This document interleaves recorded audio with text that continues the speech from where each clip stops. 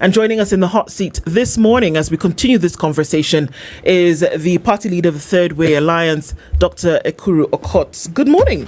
Good morning, though. How are you? Very well. How been are you a while. doing? It has. Yeah. How are things? Well, been trying to understand the country. I know sometimes when things get hotter, you need to have some reflection. We have to take a minute and recognize your outfit today. It's splendid. I'm going for my daughter's graduation, so you have to look the part. Congratulations. Yes. Let's start there. Yeah. So they say black is not a good color. Who said? I think black is the new white. blends with me. Like they say, black don't crack, bro. Oh, Black yes. don't crack. Yeah, and thanks for the compliment. Yeah, so I think a lot has been happening in the country. I mean, I stayed a little bit away from the media kidogo. Been busy traveling also and doing a lot of litigation.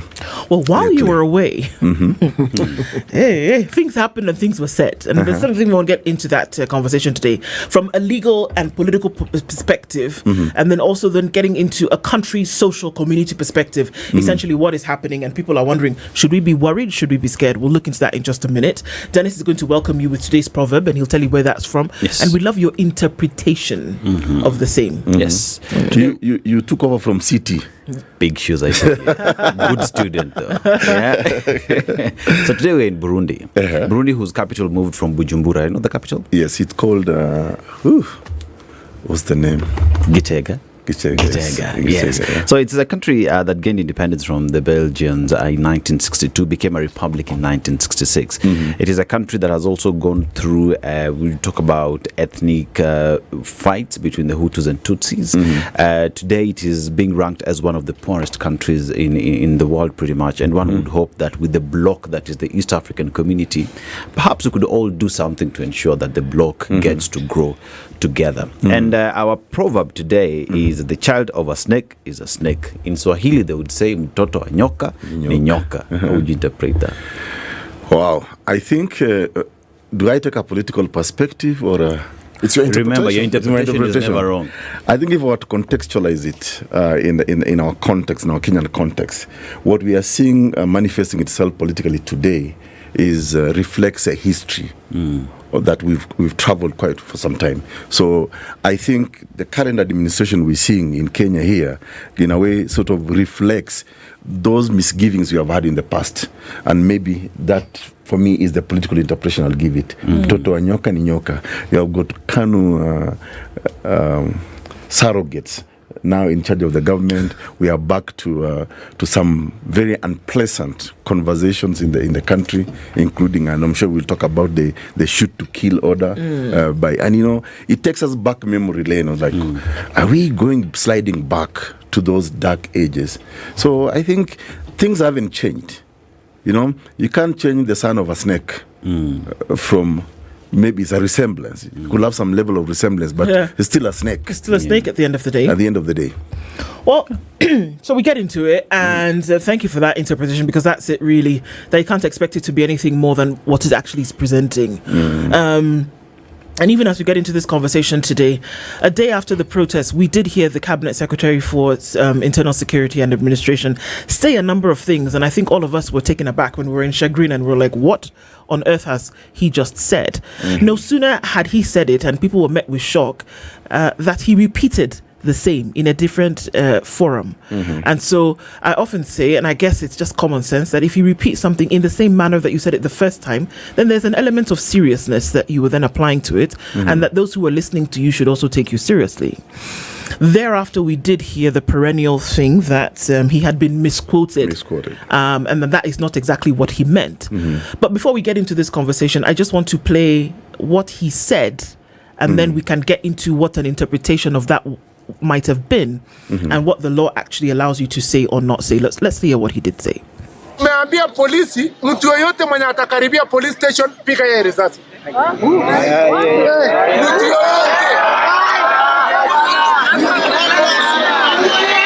mwenye anatupiwa mawe, polisi anataka kuua polisi, ati atakuja kubembelezwa. Unafikiria bunduki ni mandasi? Lakini wananchi wa area hapa wenye anakuja kuriport, mwenye amekuja kukosea nini, mwenye amefanya nini anaandikiwa, unapeleka kotini, hiyo anapelekwa kotini.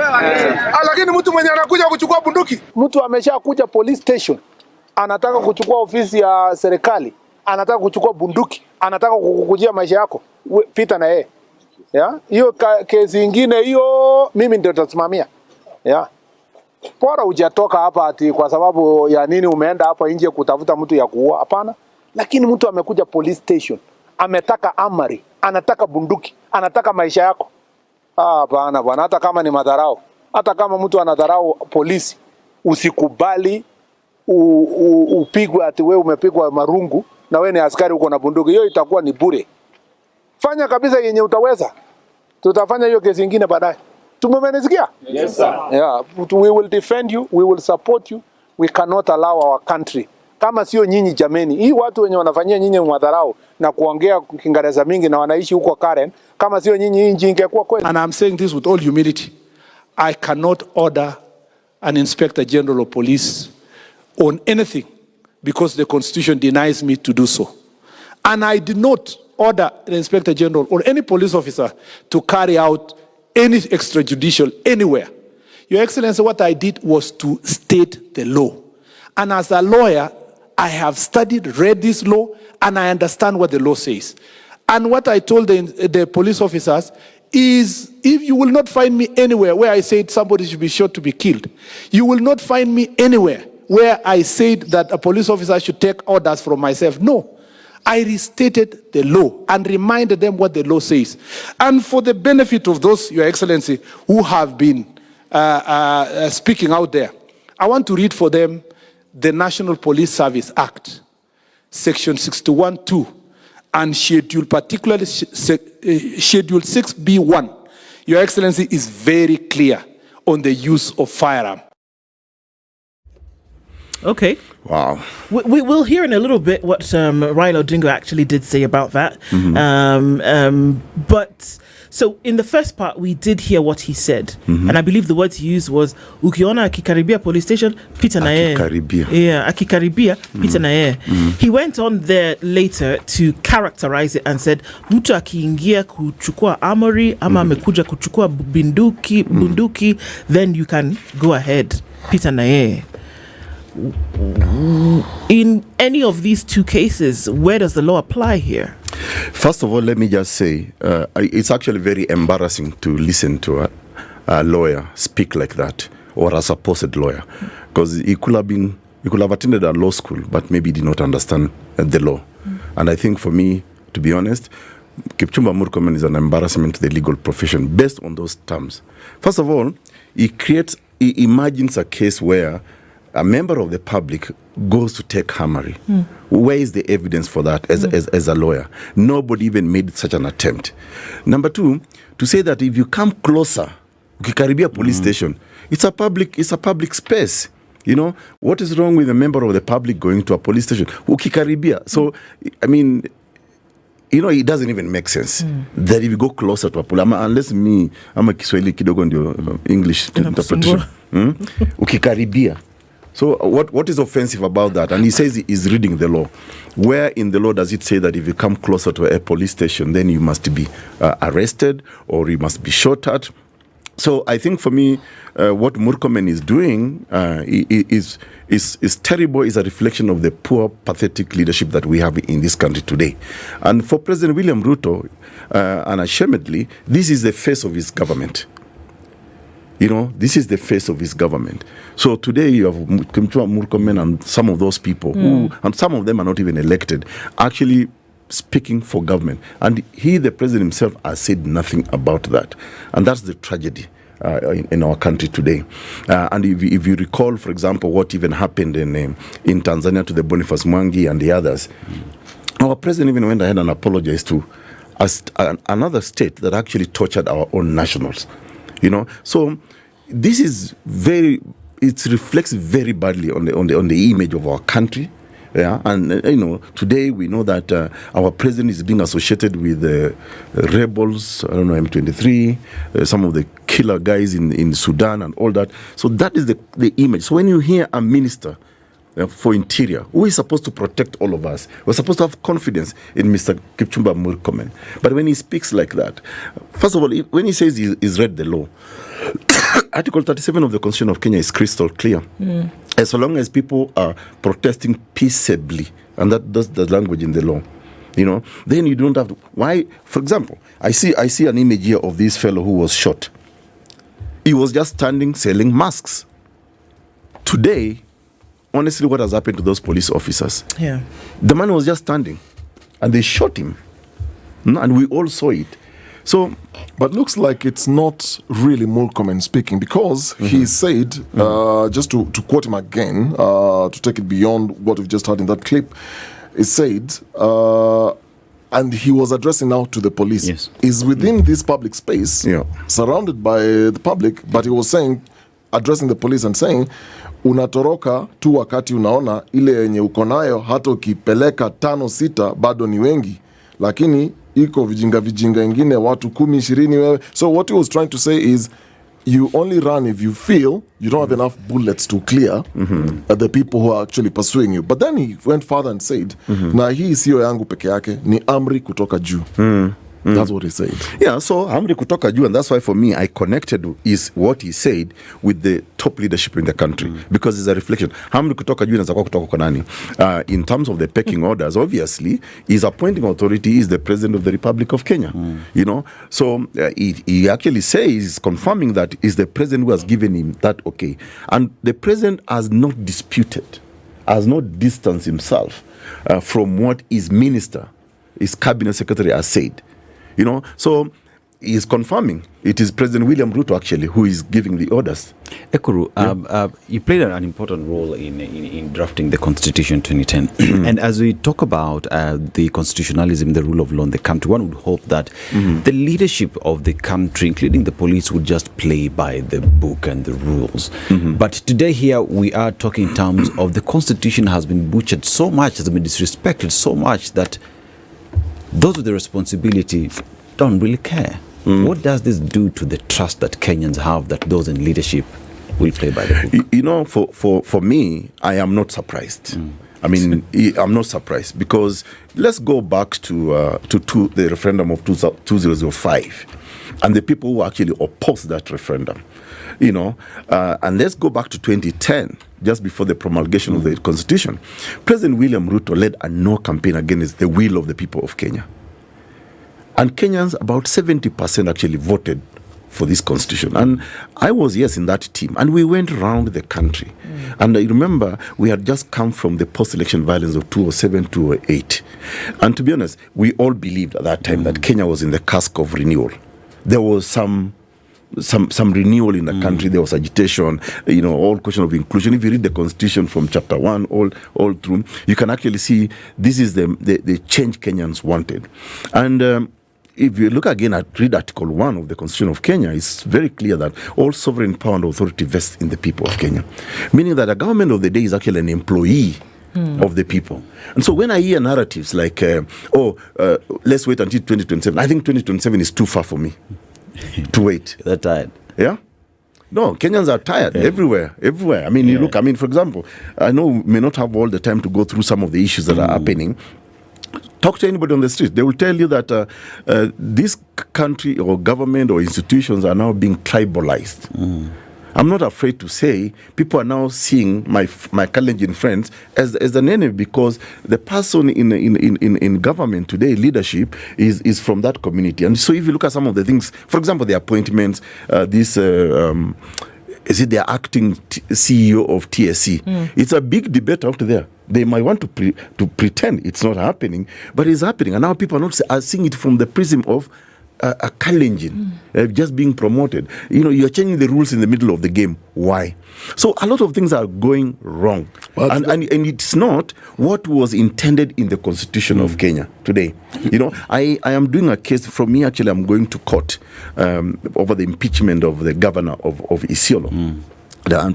I'm in a team of lawyers. But some of the things that have come out from the ground is that there is a lot of interference from the government, that they are interested in this governor staying in the seat. So the top leadership in this country, honestly, is looking terrible. And it's not just leadership, guys in government today. Even the so-called opposition, people who have claimed to be opposition for the longest time, are not speaking about the issues that Kenyans actually want to hear. So the only opposition today in Kenya actually is the people of Kenya. It's the people themselves. So you're saying 2027 is very far? It's too far. But the president said, if the call is Ruto must go, then tell me how you want me to go. Not if. The call is there. The call is there. I have never seen a disrespected political leader in the history of our country like Ruto. Even small kids call him now names. They call him Mwizi. For me, it ridicules our government. We're being ridiculed. I'm sure, these days I don't watch news because I find news very depressing to watch. So if I want to get my update, I just go to social media. And you can see, for example, what... That's not depressing? Social media is not depressing? At least I can get a quick update than watching this kind of news bulletins about the Minister for Interior giving an order to shoot to kill. So let me just catch up with social media. But the president's context was, just to break that a bit, his context was going out to the streets, the mayhem, the destruction, the deaths, the anarchy that we saw, and the attempted coup is not the way to get him out. So he's saying whether it's one term, it's two term. The question he was asking, tell me how you want me to go. But by the way, there are many ways he can go. He can even resign today. Why can't he even put a resignation now that it's clear actually he's a very unpopular president? Chapter 6 of the Constitution of Kenya was one of the most genius things about our country. Yeah. Leadership and integrity. And the specific articles there speak about you not demeaning the office you hold. Bring respect to the people. So if you're truly a leader, somebody with integrity, and you realize that, I'm being ridiculed, hata watoto siku hizi wananicheka, wananitukana, you don't have to hang on to the office. You resign. So when president says, how do you want me to go? Resignation is one way. He can actually go. And in fact, I don't even know why he is waiting, what he is waiting for. Because honestly, I don't know about you guys, but sometimes, I just decide to take a Uber, speak to watchmen, askaris. I don't know where Ruto is going to get his votes in 2027. I do not know, unless he pulls one miracle. And I know he's not a prophet. Yeah. So this government is so unpopular, from the teachers, from pay slips. You are reading people's pay slips. You are going and, there are many things to talk about. So that the popularity of this government is in question. Sure. And if that is in question, so it's ridiculous of the president to ask Kenyans, how do you want me to go? It's interesting that you're here because we did talk about, you being part of the team that went. Constitution making is it's no mean feat. It is not at all. It is not a joke. Yeah. Because essentially what you're doing is that you're putting into place the very rules and regulations that an entire nation and its leadership will be governed by, not just for a day, but for time, until by way of referendum, anything within that supreme law then is changed. It's heavy stuff that we're talking about. And you are part of that team. And so here, when we are here saying that, there's certain questions that are already being asked. Now, whether the president asked that question in jest or whether he was very serious when he said, okay, guys, I've been hearing this for the longest time and you're telling me that you want me to go. But then how do I do that? What essentially you're saying is that the formulas are there. Yeah. You know what to do should you be required to do so, or if you feel by personal conviction that you should. Something else that has come up is that the whole nation, or at least people across border, are up in arms and they're saying, you know what, we've had enough. But the same people contributed to having the president in that seat, voted for him, and have admitted to doing just so. Is it possible that along the line you change your mind? You see, I don't think there's any crime or offense when you to go and elect a government is an obligation, is a duty, for every citizen. But it doesn't mean you close your eyes when that government goes wrong. Gachagua was also elected alongside President William Ruto. Was he not impeached? Because they felt that he was no longer an able deputy to the president. So the same parliament can actually today, even instead of just complaining and lamenting, they can also impeach William Ruto. So that's another way of Ruto going. But are there grounds, political and legal grounds to impeach Ruto? The failure of government is the strongest ground you can ever have. There is a lot of disapproval of this government across the board. I'm sure you can take your mic today and walk on the streets and ask Kenyans, what do you think of this government? There is total disapproval of this government. It's been false promises, a lot of lies.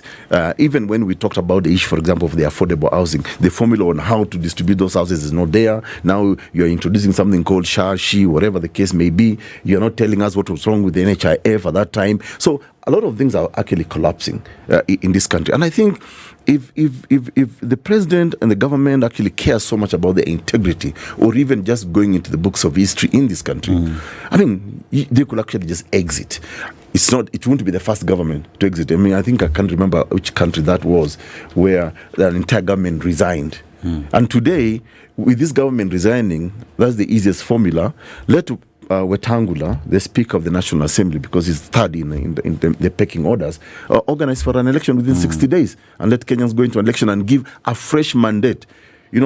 So if you betray the will of your people, I mean, and I'm happy you brought the question of the Constitution. The Constitution is the highest moral ground in any country. It's the highest law in the land. So if you violate that Constitution, and there are many instances when this government has violated the Constitution, including, for example, even just the deployment of our police officers to Haiti, still a violation. We won that case, and it defied the court orders. So this is not a government that people can say we are confident. And by the way, yes, we went and voted. Yeah. But what difference is there even today whether you voted William Ruto or Raila Odinga or Wajakoya? Yeah. They're all in the same bed today. So I think the leadership in our country has become a circus. And I hope as many of us as possible. So when I was coming here, somebody was calling me and telling me, why is Raila so quiet? And I'm now going to throw this challenge back to Kenyans. Why are you not speaking? Why do you expect only one person to speak for you? And as we have this conversation on Ruto must go sour, the government bolts up. There's how he can go. He goes fine. Then what is the question?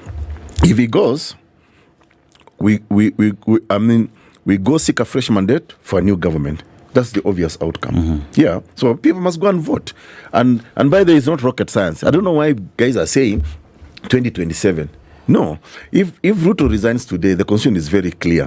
Wetangula takes charge to organize an election. At least they've been using the excuse that we don't have an IBC, which of course is a lie. Yeah? It's a lie. We never had commissioners, but we had an IBC. For example, on the question of, say, registration of voters alone, the Constitution, I think, must be Article 88, is very crystal clear that the registration is a continuous exercise. And it's being done by the Secretariat, not commissioners. You don't need a policy decision to register a Kenyan at the time they turn 18. My daughter turned 18 last year, 19, and to date, they have not been registered as voters. Then they're given a temporary ID. Since when did you hear that your national identity actually expires? After I think 10 years. Do you expire being a Kenyan? It does, yes. Yeah. Do you expire as a Kenyan? So a lot of things are very wrong in the country. And yes, the Ruto must go. Is a reality on the ground. People are talking about it everywhere. And I think maybe it is a call for him to introspect himself and say, okay, do I still want to continue as the leader of this country or not? That's also an option. He can actually, after all, he says he's a religious man. So if you fear, if you read the Bible, ogopa watu wamesema wakutaki, you must go. And by the way, there's nothing wrong with Ruto must go slogan. So it's a reflection of what people feel about you. So now go and search your soul. I say, do I still want to hang around here? If a marriage is becoming messy, leave it. What do you think went wrong, Doc? Yeah? Because here we are looking. We've had this conversation for. I mean, I don't. The cement was still wet on the inauguration in 2022, and already before 100 days, we already started to hear complaints. What do you think went wrong? Because by the time we got to 2023, and then we got into the mid of the year, we were full blown into Ruto must go already. What went wrong? I think, of course, in any political contestation, so you make promises to the people. and people somehow buy into your promises, into your beliefs. But then, of course, there is expectation. If you tell me you're going to do A, B, C, D, you're going to protect us, you're going to deliver this and that, and then you don't deliver, let me draw an analogy here. If your staff today, even your domestic worker steals from you or breaks the rules of your house, do you still keep them? So where we have reached as a country is to say we now need to invoke Article 1 of the Constitution, where we, the people, can exercise our power independently or through elected representatives. Now, if your elected representative fails you, and in this case we are talking about government of the day, if they fail you, do you still keep them? If your employee steals from you, messes up your business, do you still keep them? That's the basic question that Kenyans are now saying. We believed, because William Ruto came with this narrative, this rosy narrative of wheelbarrow, mtu wa mjengo, mama mboga, and all that. Now they are betrayed. It's a fact of life that those people are actually feeling betrayed.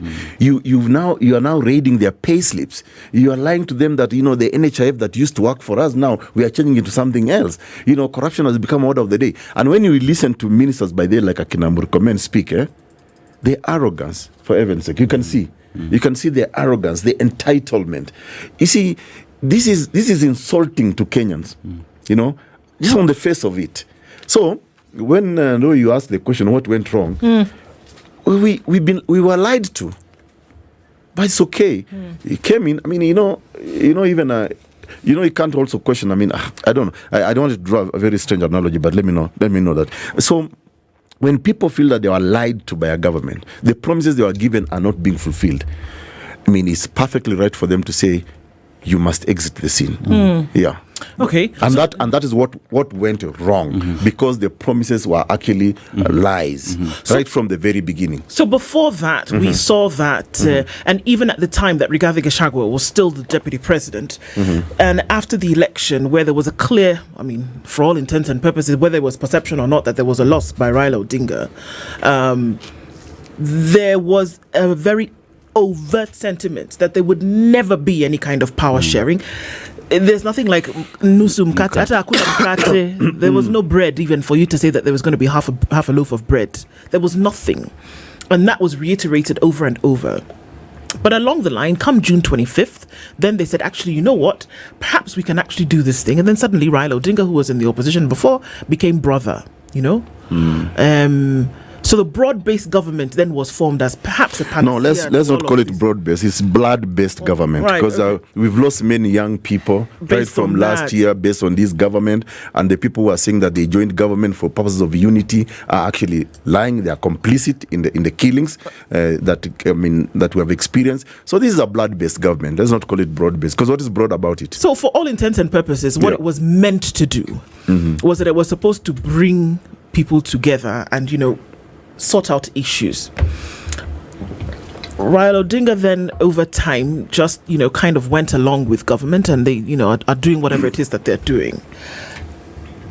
He had a different sentiment, and because these things that we hear, and I keep saying that sentiments or expressions that people make, comments that they make, directives that they give, can all find their root in what the political position really is. And I wanted us to hear what Raila Odinga had to say about this shooting incident, or rather what police should or should not do, shoot to kill, and we can come back and then draw from that particular imagery. Just a minute. Anybody giving instruction to a police officer that, kama mtu na karibia police station, piga risasi. My shame. Shame on you. Shame on you. We should not encourage taking away of life in a way which is not constitutional. If somebody has committed a crime, that person should be subjected to law. Arrest that person and take him to a court of law, charge him, and let the court find him guilty and then sentence him. This is the civilized society. This is the society that we want today. And therefore, we condole with those people who have. So, anybody who did this, who said this, according to what Raila Odinga is saying, must be out of their mind. But you form government with these individuals who said these things. So if imagery is anything to go by, how do we pick up on this? If this government was formed to be a counter to the uprisings that we had been seeing in 2024, and here we are starting to hear such sentiments coming up very clearly, does it speak further, or is it just surface level? The bigger question, though, is that for the longest time in this country, we've been dealing with political conmanship. Actually, it seems to be the only thing I agree with Miguna when he talks about political conmen in our context. It's all, and with that political conmanship, you need to look at the history of this individual. And I think one of the things that Kenyans have refused to move away from is to discuss 1, 2, 3 only personalities. Kenya is a country of 60 million Kenyans, and we are so stuck on discussing either what I call the political cartels. Today you're discussing either Uhuru Kenyatta, you're talking about Raila Odinga, you're talking about Ruto, then you go on to talk about their surrogates. Now there's talk of Matiang'i and I don't know who else. Yet these people have all been in government, and Kenyans have experienced their bad leadership over many decades. So we have actually refused to move away from discussing these personalities. So even when Raila says that, of course, Raila and his team are also very dishonest people as an opposition. They have claimed that they are the opposition.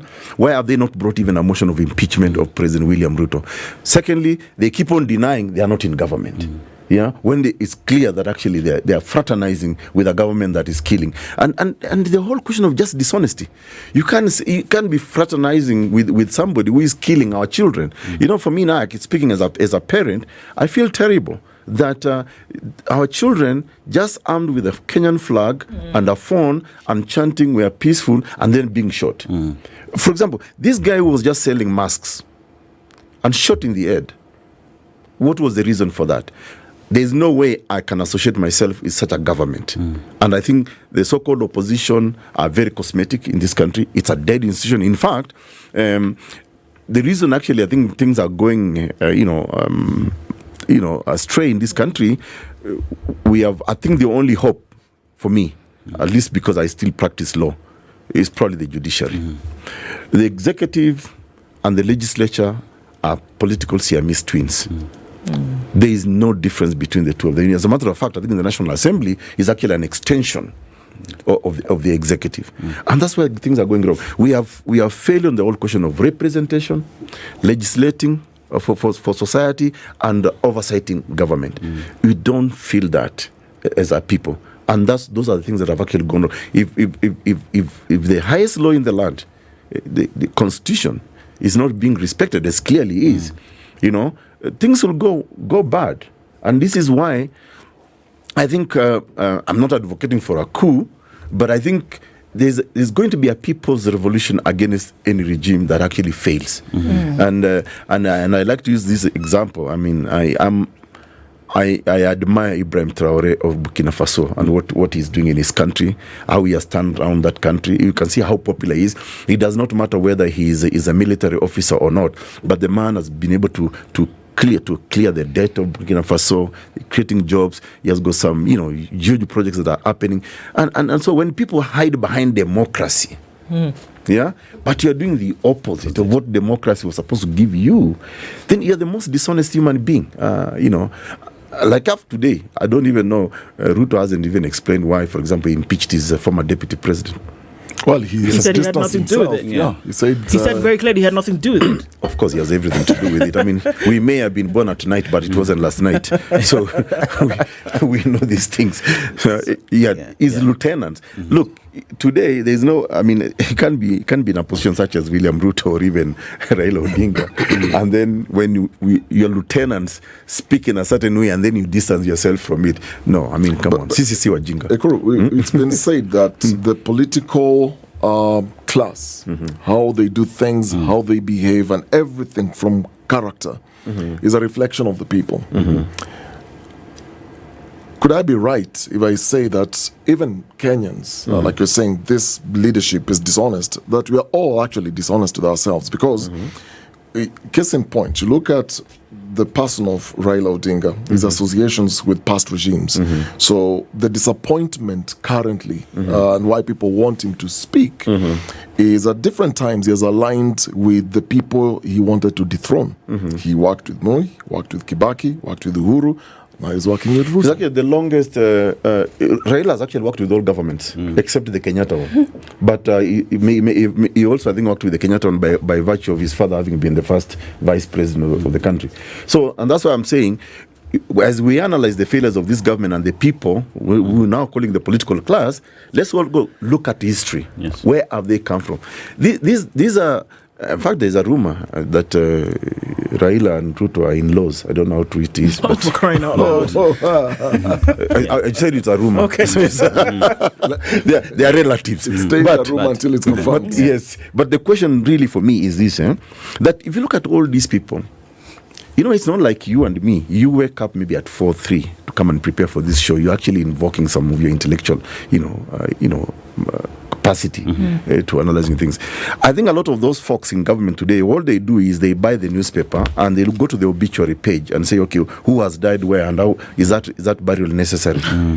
It's not like you and me. I wake up in the morning, I go to my law firm or I call my staff and ask him, how are we today in the cost list? Yes. So for them, politics is a career, is a life. It's a business for them. So that's why today they will insult each other. Because, if you look at, for example, the political insults in the last general election, or even before, between these characters, it's very laughable. And to your question, my brother, there is a degree of dishonesty in our society generally, even for us as a public. When we blame the political class, but we are the ones actually who give them that power, so there is also a degree of dishonesty on our part. However, when you say you want to be a leader, then you must lead the people the right way. And Ekuru, you bring something that is very critical in terms of leadership. Leaders take the mantle to lead a country. And with that, then, if you look at what is being pushed right now is, fine, Ruto must go and all that. But then again, if you look at the history and where we come from and how the political class has worked together, there is the aspect that is being pushed right now in terms of justice has to be served. After it's all said and done, Kenyans are demanding that justice is actually upheld. We've talked about the judiciary. And as we move forward, how then are we looking at attaining this justice so that the country can then again gel and move? I think it was Plato, who once said that one of the consequences of refusing to participate in politics is that you'll be governed by your inferiors. So, even as we blame this government, even as we say Ruto must go, we must also take some degree of blame as a people. I'm an optimist. Change is not easy. It sometimes can be slow, especially when you have a leadership that is so selfish, like the kind of that we have today, that actually lied to the people. But to your question, sometimes I even wonder, when I look at those political rallies and how Kenyans actually gather and chant to the same people that they are opposed to, I wonder actually who is dishonest. No, but the conversations has always been they are paid. And Maliko Pesa, we will go, get the money, chant, scream, shout, and then go back home. Yeah. So then that confirms to you that we don't actually have a leadership in this country. Because if you are paying people to come and sing praises to you, and I think also I think the political leadership in Kenya has ensured that we have got a very deplorable society that is so vulnerable that you take advantage of them, because even the money that they are giving, Kenyans are not questioning where is this money coming from. And you're not relating that money to some of the development projects that we all aspire to, things like water, health, education, and all that. You're not relating them because watu tunajua mishahara yao. We also know that they have not invented anything. They are not the Mark Zuckerbergs of this world or the Elon Musks that have come up with some, or Steve Jobs have come up with some, inventions so that we can associate those inventions to their wealth. Some of them, we don't know actually what they do for a living. So I think it's a critical moment for the country, in my view, and I hope that Kenyans can also now begin to actually interrogate themselves. In interrogating this, 2017, Ekuru, you ran for president of Kenya. Yes. And at the time, and I know you never liked that term, they were saying you are a third-tier presidential candidate. No, actually, they called us fringe Fringe candidates. French candidates. That's what they called you. Yes. And so at the time, it looked like the political realignments, and we've seen this every election cycle where, for example, what is happening currently, we have a realignment of Rigathi Gachagua, Eugene Wamalwa, Kalonzo Musyoka, Martha Karua, Fred Matiang'i. There's that alignment. Same people. All these people have been part of this same government or other previous governments. Now we have President Ruto on this side, together with the people who are supporting him on that side. Do you think we'll get in this country to a point where it's not going to be this political clout that follows these realignments and the euphoria, as they call it, during an election period, but take a step back and then look at the personalities? And at the time, you are cut out from what you're running against in 2027. Are we going to get to a point where we look at the personalities, the track records, and then based on that, we make our voting decisions? Like I said earlier, I'm an optimist, and I believe change will come. One day, desirable change. I mean, we have change all the time, but one that we are all comfortable with, I'm sure it will come.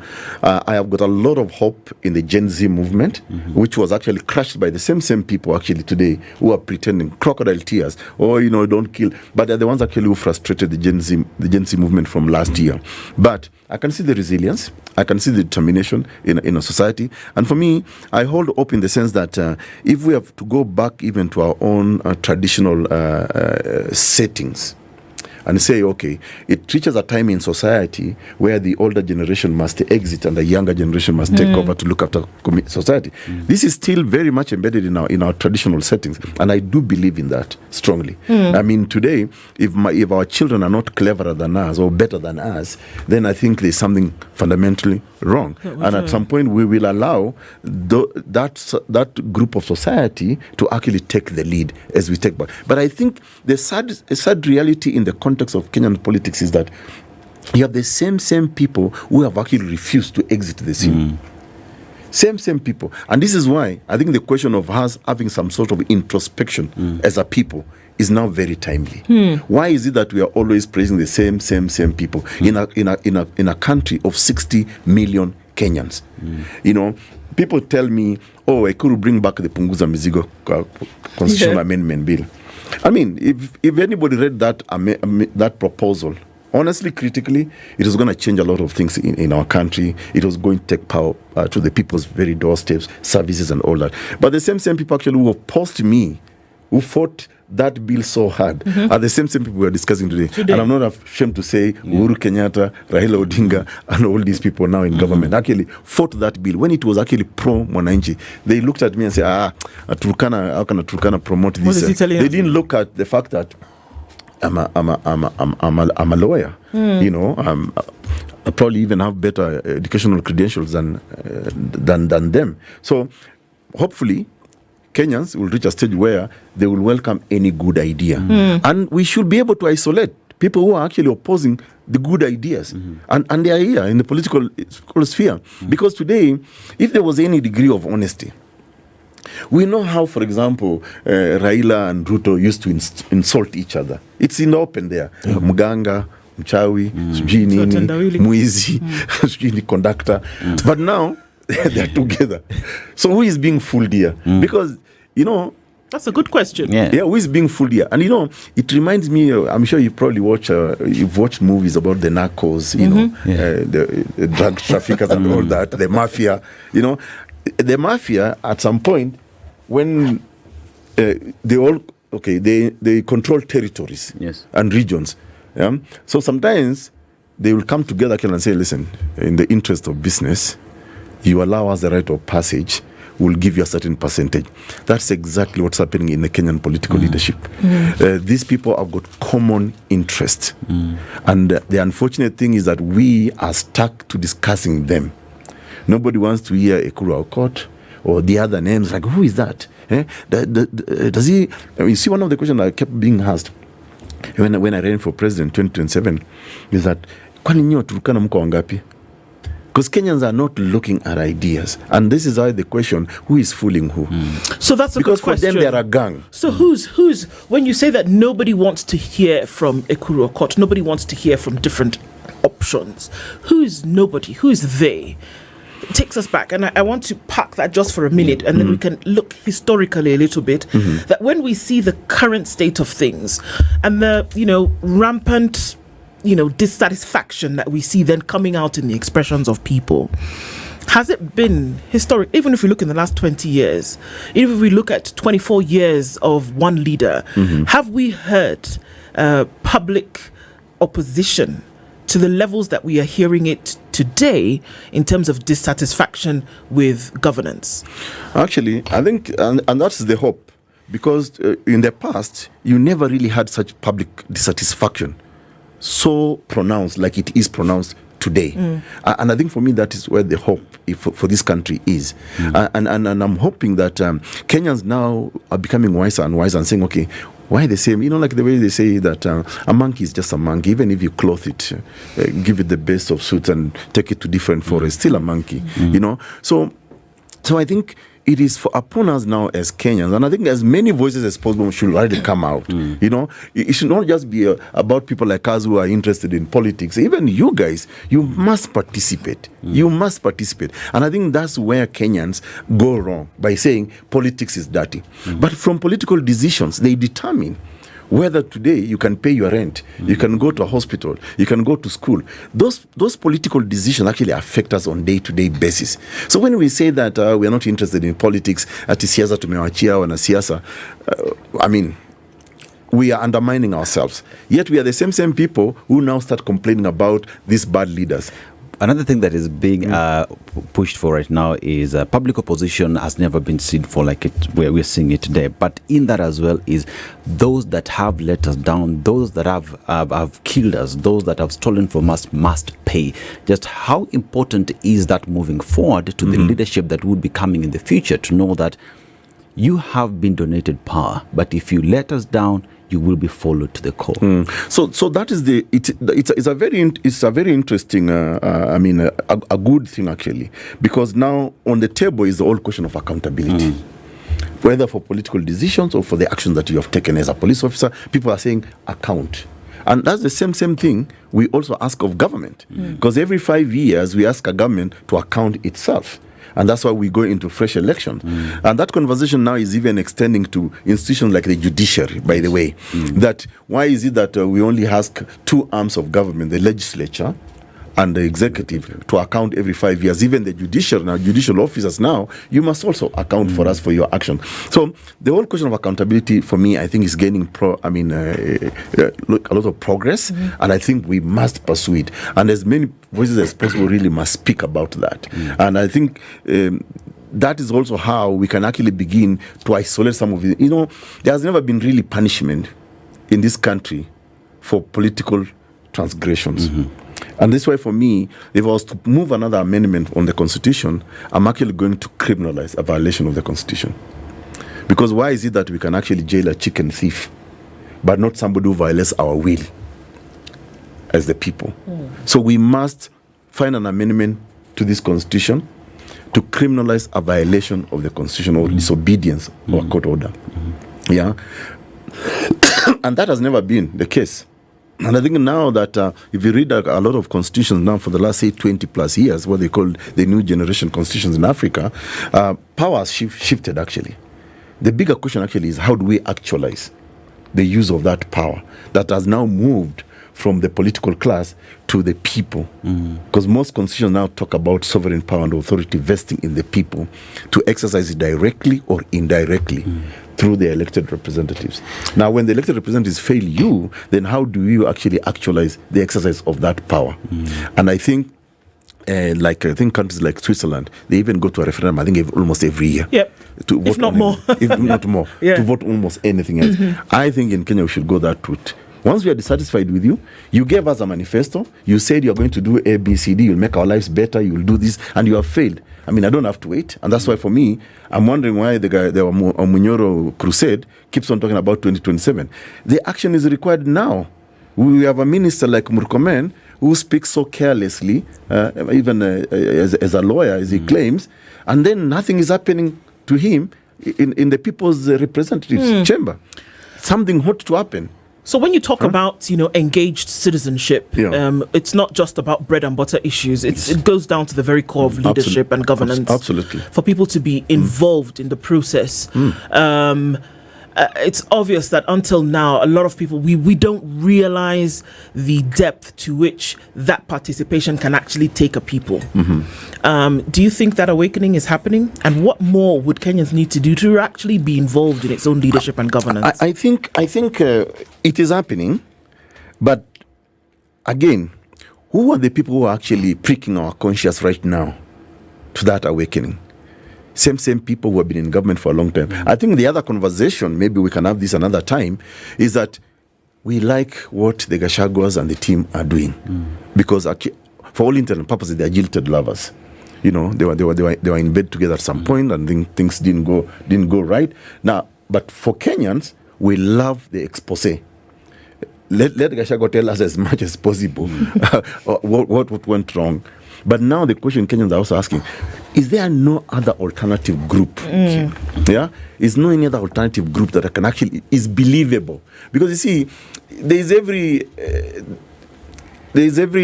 reason to believe that if you and I had an association and then all of a sudden we fell out and then you start talking badly about me, I mean, I'll have to take it with a pinch of salt. Ekuru, but if there's another group that can actually come forward, I think Kenyans are actually ready for it. Okay. Kenyans are ready for that group. Do you think we'll go beyond very quickly the tribal politics as we are seeing currently being played? The playbook, as we see it, is it's us versus them. So you have one side, the president and the people around him, saying that Rigathi Gachagua and the other people around him are doing one or two things. The undertones are, it's tribal. So the businesses that were targeted are from a certain community. You earlier said, when you're coming to the table, you're asked, uko na Waturkana wangapi? Are you seeing as having matured to having conversations beyond tribe in this election? Not the same people today who are in political leadership. Those guys are stuck in that past. But as I said, I have hope in the Gen Z movement. Because for some of us who are intermarried, I mean, even the schools our children go to, honestly, tribe doesn't feature. I mean, if you look at, for example, even the sleepovers from our own children to, families, the friends we fraternize with, So I think if as many of us as possible can actually join this conversation, because we are many. We are many who do not believe in that tribal mobilization. Today I can tell you, I hardly have Turkana clients. 90-something% of my clients are actually non-Turkana. So if I have to go into that cocoon of tribe, I may not even be able to put food on the table. Right. And I think that is the conversation we really must have going forward. Who are our friends? Yeah. Today, if you count maybe 1, 2, 3, 4, 5 of your friends, most likely 4 of them or 3 of them are not from your tribe. True. Guys you fraternize with every day. Guys you socialize with every day. So I think that conversation must also be brought on the table. Because this political class just continue to mislead the country for their own selfish reason. That's why today, Tukanana, tomorrow they talk about broad-based government. What is that even? in the context of political leadership. Moving forward. What is it? Dr. Ekuru Aukot is the party leader of Third Way Alliance, and has been our guest this hour. Some nuggets to go away with today to start to really think and to gear up in that direction. Thank you for being here this morning, sharing that conversation with us. And as you go on to, congratulations again to your daughter. Thank you very much. And we keep engaging. Citizen-centered governance is what we push for. Absolutely. Let's see how it goes. At a 9:minute. And as many people as possible really must join this conversation, because we become curious onlookers for the longest time. And this is what has made these people so entitled to be in these positions. So because your non-participation is actually emboldening them. That, this space is ours. Yet this space is all ours together, actually. So be involved. Yeah. And get engaged. Good morning. Let's get dirty. This is the Situation Room, the only way to start your day.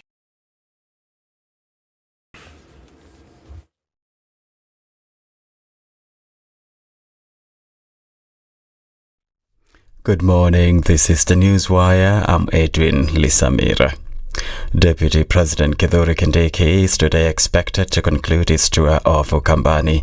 Kindiki is scheduled to lead a women empowerment event in Kathiani, Machakos County, before presiding over a similar event in Nguni, Kitui County.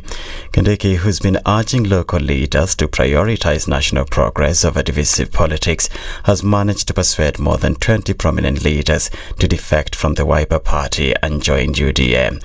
Among the leaders are Mwingi West MP Charles Nguna, Speakers Ann Kiusia of Machakos and his Kitui counterpart Kevin Kinengo. The outreach, which precedes a planned visit by President William Ruto, signals the government's concerted effort to solidify support. Machakos Governor Wavinya Ndeti has called for national unity in the wake of Interior CS Kipchumba Murkomen's shoot-to-kill pronouncement. Murkomen's remarks came just as what was meant to be a solemn anniversary meant to honor those killed during last year's Gen Z protests turned violent, tragically adding 19 more names to Kenya's growing list of victims of police brutality. Wavinya has urged leaders to refrain from making pronouncements that could worsen police-citizen relations. Ukiongea kusema kitu, ongea kitu ile ya kusaidia, sio kitu ya kufanya watu wagongane vichwa. Tunaanza kuongea kitu, sasa watu wakiona askari wanaona askari kama ni adui. Na wao raia wakiona raia, askari wakiona raia wanaona raia kama ni nini? Ni adui. But these cops are our brothers and sisters. Isn't it? Wametoka huku kwetu. Na hawa vijana wako nje ni ndugu zao na ni dada zao. What should we do as a country to try and forge and listen to these people so that when our people see each other, they don't see each other as enemies? The National Authority for the Campaign Against Alcohol and Drug Abuse has called on the county government of Trans Nzoia to take decisive action to address drug addiction. NACADA representative in the county, Triza Mwangi, has emphasized the need for Governor George Natembeya's administration to set up a rehabilitation center for drug addicts. The recent survey was released in 2022 and it indicates that our region is one of the hard-hit regions with regards to alcoholism especially. We say that addiction is a family disease, so we call upon all of us to collaborate, and even as we invest in prevention, we also need to invest in treatment and rehabilitation, and especially for those who are affected to the point that they need rehabilitation services. In our county, we do not have a single rehabilitation facility, and that is why we are calling on all partners, including the county government, to work with us to see to it that we provide these services, which is a right provided for in our constitution. Meanwhile, Trans Nzoia County Commissioner George Oyagi says they are making progress in the war on drug abuse. I want to confirm to you that these rates are effective, in as much as we have not recorded the milestones that we expected. The measures were put in place, particularly by profiling and knowing who does illicit trade and who sells drugs, are bearing fruit. Bearing in mind that we have Ungao spread all over the county to the grassroots level. We want also to ensure that all officers are committed, nobody is compromised as we do this exercise. A sprawling budget bill in the U.S. Senate could cut health insurance coverage for nearly 12 million Americans and add $3.3 trillion in debt, according to new estimates. The assessment from the Congressional Budget Office, a non-partisan federal agency, could complicate Republican efforts to pass President Donald Trump's One Big Beautiful Bill Act in the coming days. The spending plan narrowly cleared a preliminary vote in the Senate late on Saturday after party leaders scrambled to twist hesitant members of their rank and file. One defector, Senator Thorne Tillis of North Carolina, announced he would not seek re-election after voting against the president's signature legislation. Democratic lawmakers have led criticism of the bill. That's the Newswire. I'm Edwin Lisamir.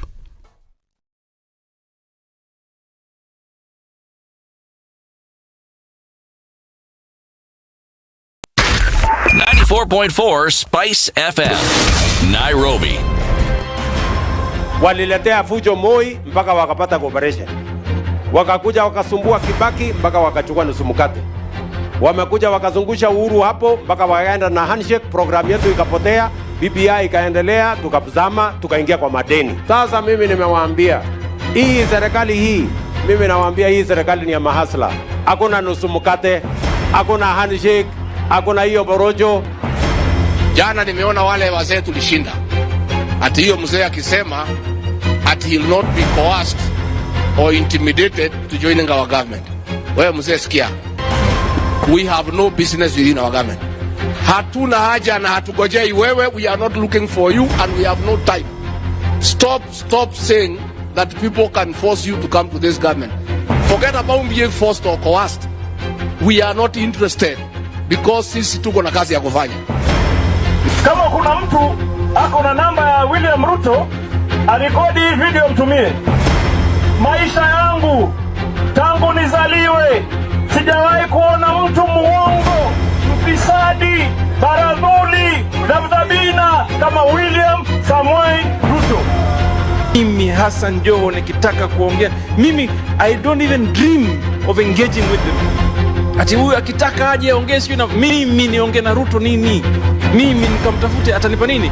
Wilbaro. I wonder. Nilipeleka Wilbaro mimi la kimtaani la kucheza nalo zamani.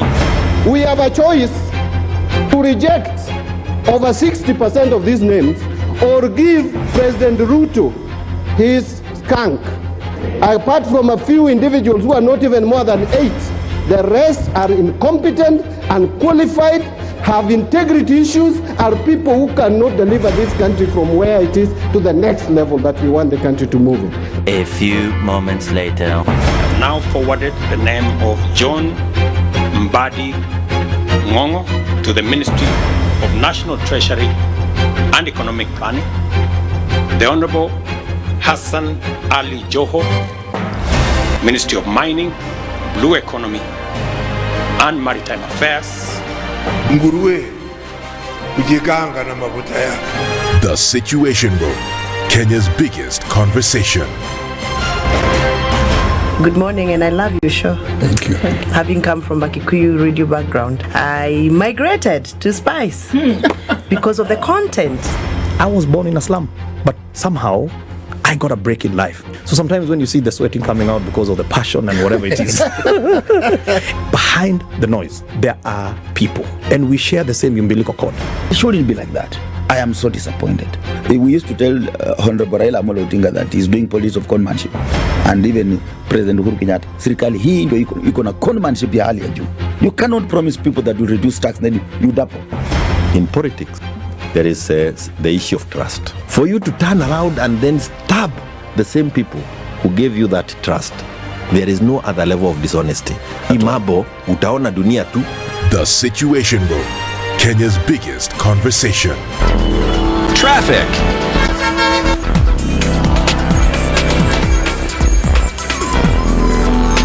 All right, taking a look at what's happening with traffic at this hour, getting into the city. Monday morning has been busy in different parts. Let's take a look now and see where we are and what's happening. A little bit of traffic still left on Jogo Road heading out towards Landis. Landis is heavy as you then approach Kamkunji. There is traffic on Langata Road as you get then from Langata Road through towards Uhuru Highway. The Thika Superhighway traffic that is left is now reduced to just Survey heading out towards the Pangani Underpass. There's a little bit of traffic left on Kiambu Road. And we're seeing some traffic coming out of Westlands on Wayaki Way, heading towards the CBD. James Gishoro traffic, as you get over the drifts, trying to cross over, not so bad. Reducing from bumper to bumper to now getting to moving. So we're keeping an eye on all of this as we get out of traffic hour this morning. Let's talk and keep it moving. SpiceFM, KE on X, hashtag the Situation Room.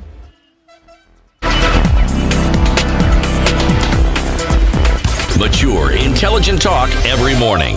Spice up yourself.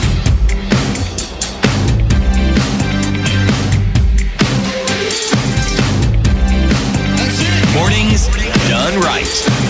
All right, at 11 minutes past 9 o'clock, we continue with our conversations this morning, even as we look into you having a word with your leadership.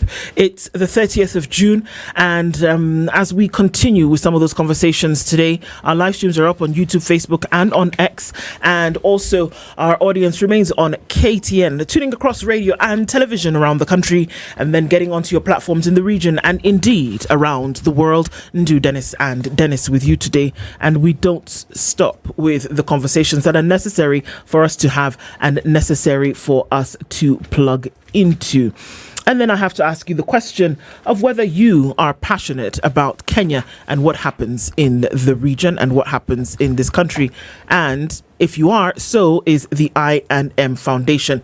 The I&M Foundation is the social arm of I&M Bank, which is dedicated to making sure that certain investments actually do happen, and for the last 5 years has been giving 2% of its annual profit towards this, which is the largest number in the banking sector, and very, very going ham on in issues now specifically around environmental conservation.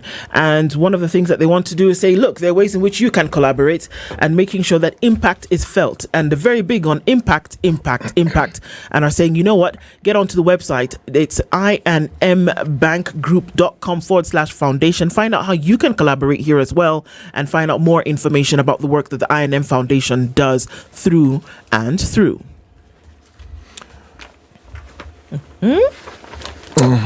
Okay, this hour we're having a conversation, and before we do that, Dennis, will you remind us about today's proverb? Yeah, the proverb today, again in Burundi, and the proverb: the child of a snake is a snake.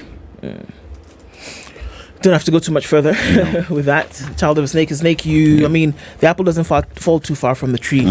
You'll get what you get. Giving an opportunity for us to have a word. There's been, very many days of many things having been said and a lot of things having been unsaid. And there's many things that Kenyans are willing a leadership to then actually do or get involved with or get engaged in. And this morning, dear Mr. President, we're going to open the lines from now, but we have words that we would want to speak and certain things that you want to say. So our Dear Mr. President segment kicks off now, and I'm going to remind you right off the bat that our numbers are 0719012600. Here it is, an opportunity for you to speak and say, this is what I want for Kenya. And giving us an opportunity also to just say, the things that have happened, from the things that weigh you down in your spirit. When you think about deaths that occurred, disappearances that happened, things that you hope would go right. And I'm of the conviction that, it doesn't matter who the leader is, that Kenyans actually desire or will deeply for a leadership to do better. Dear Mr. President, Kenyans want you to do better, and Kenyans want those under you to actually do better as well, and to be able to talk to them. Dear Mr. President, will you talk to your people? Will you make it clear that you hear them? Will you make it clear that you see what is happening, that you see them? Dear Mr. President, you asked a question just the other day and you said, but if you want me to go, where do I go? And how seriously do you take that statement that you made? That if your desire truly is to stay and lead a people, that you hear what it is that they're saying. Dear Mr. President, there are parents who are crying today. Dear Mr. President, there's a man who lies in a hospital. For all intents and purposes, when it comes to human life, he's dead. Nothing's going to bring him back. And there are people who are afraid today to walk in front of a police station because they're not sure what's going to happen to them.